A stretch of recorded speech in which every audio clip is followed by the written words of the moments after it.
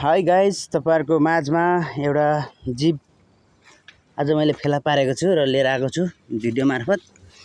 मैले लगभग 1.5 वर्ष अगाडि यस्तै जीव फेला पारेको थिएँ। हुन चाहिँ मैले यसलाई चिन्न सक्छु सक्दिन र कति प्रकारको हुन्छ यो जीव पनि मलाई थाहा छैन। यो जहाँसम्म लाग्छ कछुवा भन्छ जस्तो लाग्छ मलाई।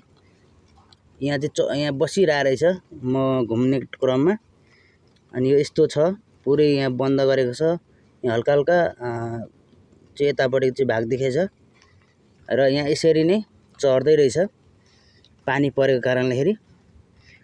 त्यस कारणले गर्दै म तपाईहरुको माझमा तपाईलाई यदि ज्ञान छ भने यो कछुवा कति किसिमको हुन्छ, कति प्रजातिको हुन्छ,